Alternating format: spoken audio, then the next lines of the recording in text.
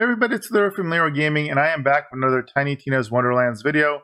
This time we are covering the Spore Warden now that their passive skill tree has been released. So in this video, I'm going to have timestamps below that you can utilize to navigate the video. But those are you that are brand new. I am going to be covering the class overview real quick. Gonna go over the class feat as well as the abilities so you have an idea about what is being referenced in a passive skill tree. And then after that, we're going to dive in and take a look at all the passive skill trees options. I'm going to give you my initial insight based on my experience in these games, kind of predict which elements are going to be effective, which ones may be more questionable. So definitely look forward to that. Now, without further ado, let's go ahead and jump right in and take a look at the new information that we got for the Spore Warden.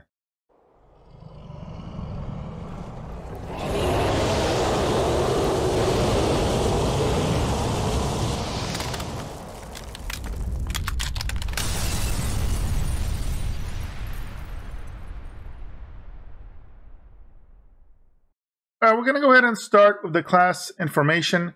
So the Spore Warden, Wardens are gun and companion specialists.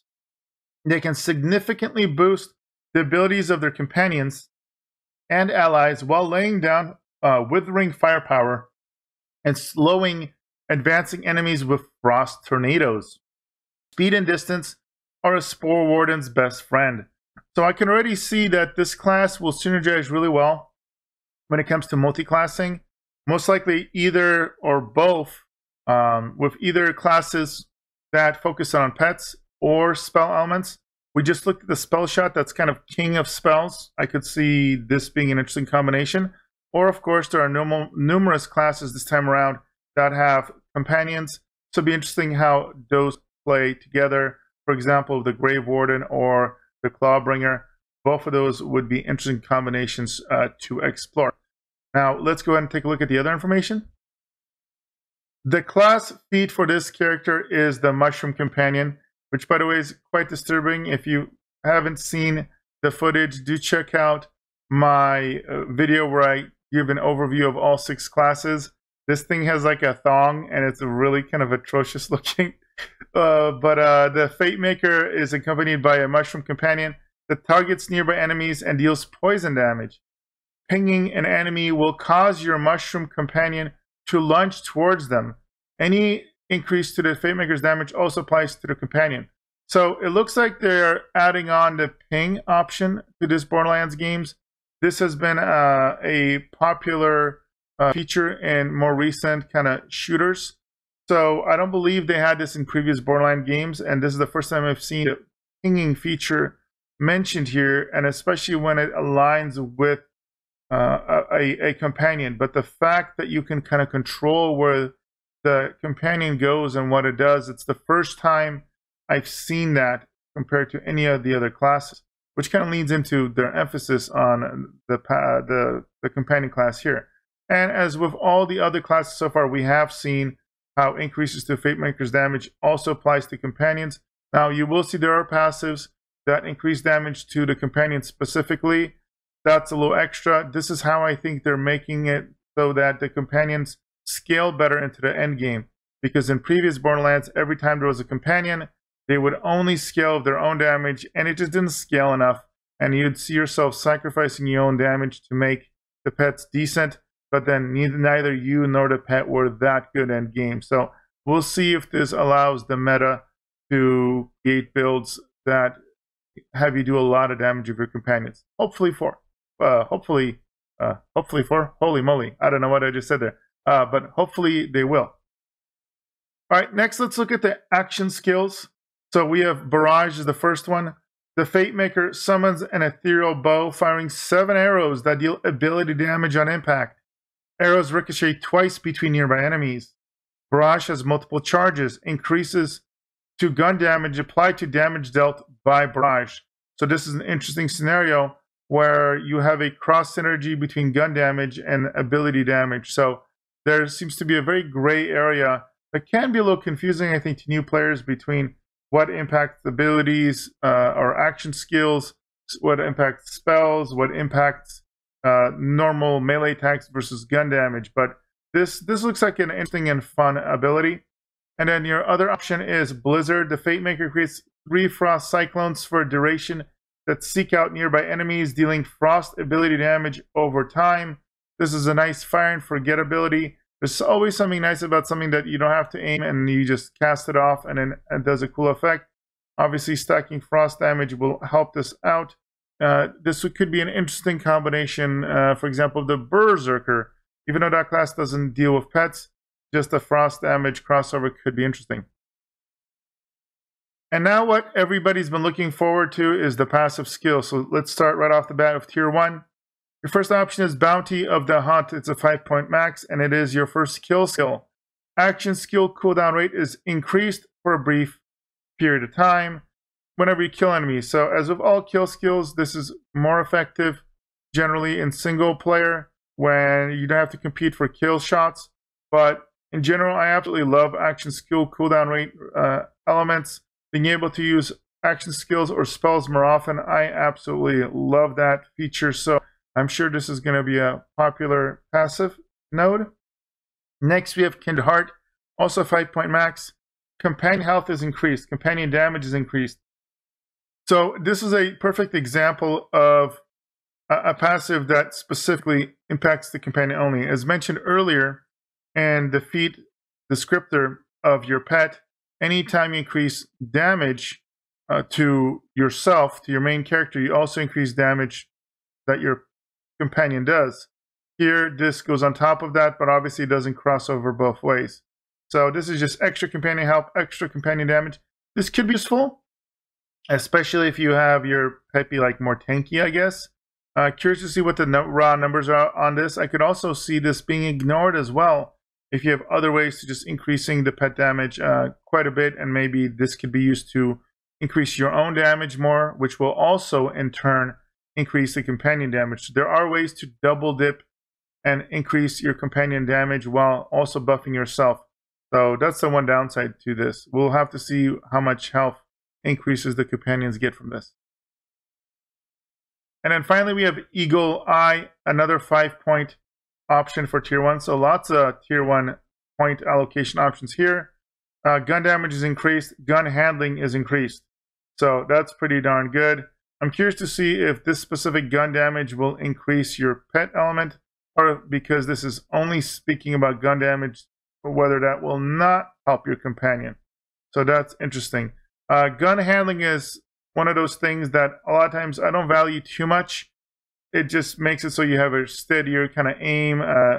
Maybe your little aiming box gets smaller, so you're more accurate, which is the main benefit of this. With some guns, this could be a tremendous increase if the stability or your handling is really, really low on a gun.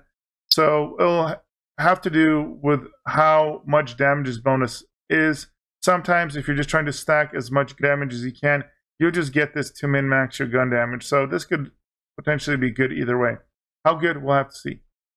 All right, Tier 2, we start with Affinity, 5-point max option here, and your ability damage is increased. So flat up increases to ability damage. If you have a build that really focuses on, especially if you're multi-class, about spamming your different abilities, this could work out much more. If you're leaning less into spamming abilities, then obviously your mileage may vary on how good this is. Next, we have Spore Cloud, 1-point max. Your mushroom companion will occasionally, when rip, taunting enemies and leaving a poison cloud that deals damage over time. So this is really leaning into this companion being a tank character. Between being able to pin things to control where the pet jumps down, and his passive ability to taunt via farts through a thong, apparently, is going to make it much more interactive when it comes to companions for this class. And then finally, we have Bullseye. Gun crit hit chance is increased. Companion crit hit chance is increased. So I could see this being already big with spell shots. We're talking about with the spell shot. It has an ultimate ability that whenever you crit hit, it basically auto refreshes your spell. So that can be kind of big. Now, remember, there's two different ways to crit hit. There's just like a percentage chance. And then if it's anything like other Borderlands games, if you hit kind of the weak spot, you auto crit hit. So this is specifically increasing your crit hit chance when you just shoot random parts of the body. So with high rate of fire weapons, this can be especially good to proc your crit hits more often. So we'll see how effective this is, but I'm guessing this is going to be very, very popular. Next, we have Quiver of Holding, which is a great D&D reference to the Bag of Holding. We got a 3-point maximum here. Magazine size is increased. The Fate Maker's current equipped weapon regenerates ammo over time. Now, I've never been a big fan of magazine size increases for points. However, weapon ammo regeneration tends to be pretty good. There are whole builds that from previous Borderlands games that really rely on regenerating your ammo. This game, basically running out of ammo is a real concern in these games, especially when you do some of the raids and big boss battles. So, and you may not always have the ability to get more ammo always easily. So being able to regenerate ammo could be quite useful. It's only a 3-point investment, so this could potentially be pretty good. Also, increasing your magazine size will make it so that you don't have to reload quite as often. So unless you're going to be playing a build that relies on reloading often, for example, the spell shot that gets benefits from reloading guns, well, unless that's a thing, this could be quite popular. And then we have medicinal mushroom. Good reference there too. 1-point max. While the Fate Maker is in Save Your Soul, that's the Save Your Life mechanic equivalent for this game, the Mushroom Companion will attempt to revive them. If it does, you and your companion gain increased damage dealt for duration. Again, this is useful probably while leveling. Because it's 1 point, maybe you'll just throw it in there just in case you drop. But in high-end gameplay, when you're getting really good and you're min-maxing, you want to get as much damage as possible. You really don't account for dying, and hopefully you never drop down. So a lot of times this may be not as effective. With that being said, for the vast majority of people, the ability for your companion to res you can really save you a lot of time. You could be fighting a boss in the single player, for example, and this could be the difference between having to restart the fight or have him res you and then finish out the fight. So very nice quality of life here. Whether it's used in endgame builds or not, we'll have to see. And then finally, we have Windrunner for Tier 3. It's a kill skill, increased movement speed and fire rate for duration. This effect can stack. So, again, I love movement speed increases in games where you get to avoid different attacks and AoE effect. And fire rate is a direct increase to your damage. So, very, very cool. All right, next we have Tier 4, and we start with Thrill of the Hunt. This is a 3-point max option, and it says gun critical hits grant increased companion damage for duration. This effect can stack up to 10 times. I love effects like this that stack. Now again, it only increases companion damage, so depending how well companion base damage scales, this could be amazing or not. Obviously, combining a high rate of fire weapon with the ability to crit hit through just knowing where to aim, for example, this is going to be the most useful. It doesn't sound like there's a cooldown on this, so you can just, the faster you can get 10 crits, the faster you can max this out. This could potentially be amazing for companion damage. Now remember, if you have 2 companion pets from multi-classing, it will increase the damage of both. So in some builds, this could be twice as effective, so don't sleep on this. And then with Called Shot, while aiming down sight, the Fate Maker gains an ever-increasing amount of increased gun damage and damage reduction. So for sniper builds especially, it sounds like this is good for increasing damage. And because you are more susceptible to damage because you're staring down your sight, not really seeing where things are shooting at you, damage reduction is really, really nice. So this also, for survival, could be very, very good. A lot of people will kind of fire from the hip, for example. Maybe they won't aim down sight. But if you're aiming down sight a lot, this will potentially be quite good. We'll have to see what the numbers look like. All right, moving on to the penultimate, Tier 5. We start with Wrath of Nature, 3-point max here. Whenever the Fate Maker deals ability damage to an enemy, the affected enemy takes increased damage from all sources for a duration. I like this. This is especially nice for group play. All sources means it's spells, its abilities, its guns, its melee. And just by the wording, it sounds like it will also impact the damage that enemies do to, or your friends do to this enemy as well. So for 3 points especially, this is going to be likely an amazing investment and one you're going to want to pick up for sure. And then we got Headhunter. This is a 1 point max. Gun damage dealt to critical hit areas is increased.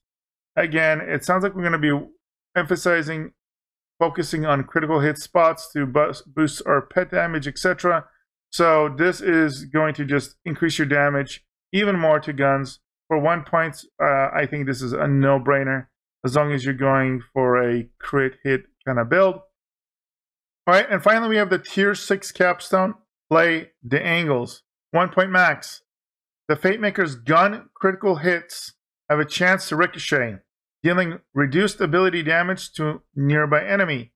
Ricocheted shots have a small chance to ricochet in additional time. So this is really cool thematically.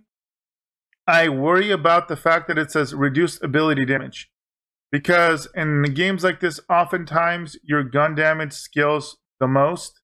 So being able to ricochet and just do more gun damage would have been more powerful.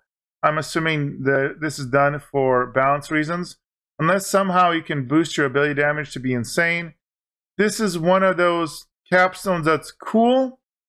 I don't know if it's a must get.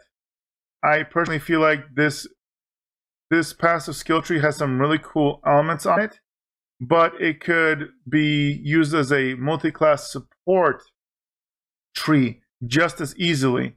There are other classes where their skill tree capstones are just must gets. I don't believe this is the case here. This is a really cool capstone. It's not a must have. So very, very cool thematic class, especially if you like pets. I could see him being used as the secondary element of a multi-class for other primary characters, like the Clawbringer, like the Graveborn, for example. I think that's going to be really, really popular. So we'll just have to see. Now, I hope you found this video helpful. If you did and you want to support the channel, a like is very, very helpful. Comments, feedback, love reading those and responding to those whenever I can. And then if you want to see more looter shooter content, more RPG content that I cover, feel free to subscribe. Now, also feel free to join our Discord, information in the description below. And then you can also catch me streaming sometimes on YouTube, and I will be doing more Twitch streaming in the future as well. I love doing looter shooters in particular on my Twitch stream, and that's going to be at twitch.tv/LeeroyGamingStream. So make sure to check me out there to interact with me. That being said, thank you for the support, guys, of course. And as always, you guys have a great one. I'll see you in the next video.